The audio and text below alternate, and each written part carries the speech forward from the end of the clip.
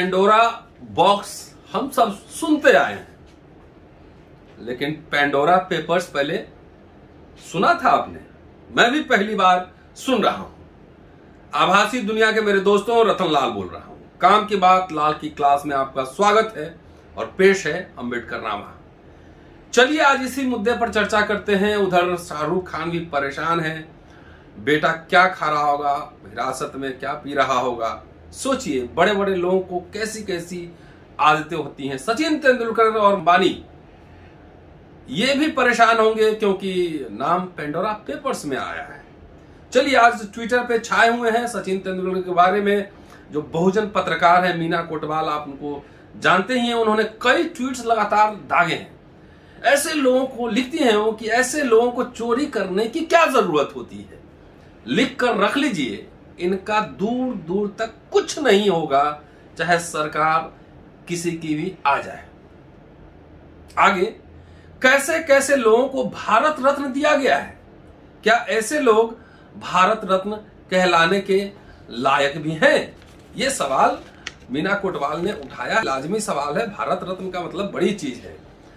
मीना कोतवाल फिर लिख रहे हैं ट्विटर पे, खैर जब अटल बिहारी वाजपेयी को भारत रत्न मिल सकता है तो तेंदुलकर में क्या ही बुराई है। दिलीप मंडल साहब भी ट्विटर पे आए हैं और बीबीसी के न्यूज को शेयर करते हुए उन्होंने लिखा है कि इसका भारत रत्न छीन लेना चाहिए, इससे देश का नाम ऐसे लोगों से खराब होता है। देश का नाम खराब होता है ऐसे लोगों की वजह से। विदेशों में लोग क्या कहेंगे, कैसे कैसे लोगों को भारत रत्न दिया जाता है। तो ये मामला मैंने न्यूज देखा था, मैंने सोचा आपसे भी शेयर करूं। मीना कोटवाल फिर लिखती हैं, क्या चोर सचिन तेंदुलकर लिखा जा सकता है? अब मुझे लगता है अभी धैर्य रखिए, थोड़ा इन्वेस्टिगेशन हो जाने दीजिए, उसके बाद जो है इस पे और भी चर्चा आगे बढ़ेगी। बहरहाल चलते हैं बीबीसी की रिपोर्टिंग के ऊपर, और बहुत दिलचस्प रिपोर्टिंग है, उसी के बारे में मैं आपको बताने जा रहा हूं। उन्होंने लिखा है कि भारत सरकार ने लीक हुए पेंडोरा पेपर्स की बहु एजेंसी जांच के आदेश दे दिए हैं। पेंडोरा पेपर्स में 300 से अधिक भारतीयों के नाम शामिल हैं, जिसमें उद्योगपति अनिल अंबानी और पूर्व भारतीय क्रिकेटर सचिन तेंदुलकर का भी नाम है।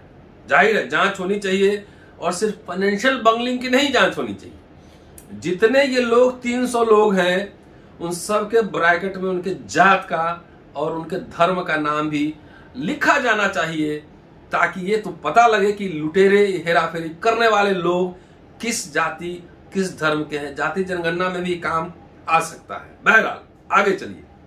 आगे बीबीसी ने जो रिपोर्टिंग की है, उन्होंने लिखा है कि केंद्रीय प्रत्यक्ष कर बोर्ड सीबीडीटी इसको बोलते हैं, कि अध्यक्ष जेबी महापात्र इस जांच दल का नेतृत्व करेंगे।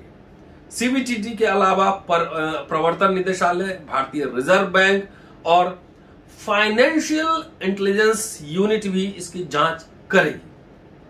लीक हुए रिकॉर्ड से पता चलता है कि रिलायंस एडीए ग्रुप के चेयरमैन अनिल अंबानी और उनके प्रतिनिधियों के पास कम से कम 18 ऑफशोर कंपनियां थीं।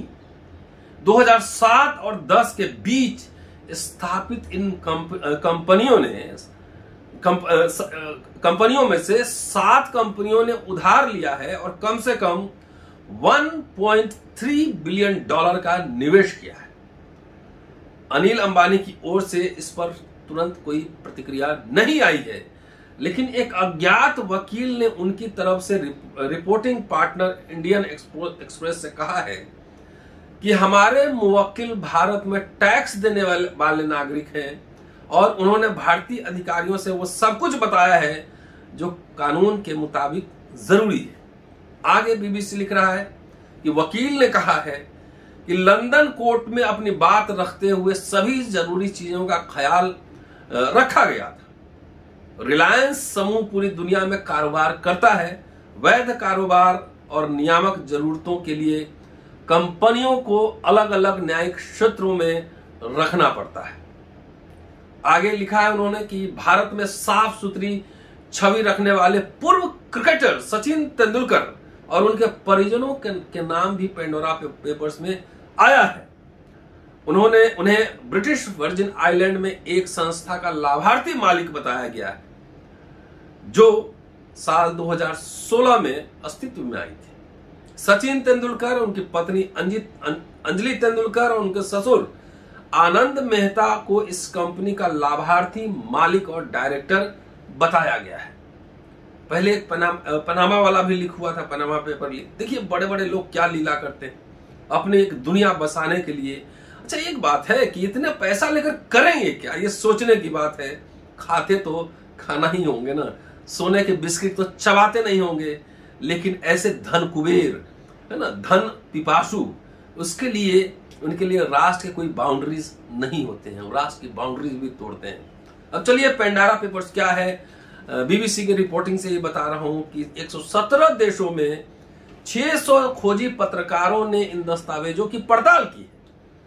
14 स्रोतों से मिले लाखों की संख्या में दस्तावेज होंगे, अब मेल हजारों की संख्या में होंगे। 14 स्रोतों से मिले इन दस्तावेजों की कई महीने तक जांच की गई, फिर इन दस्तावेजों के आधार पर रिपोर्ट्स तैयार की गई है।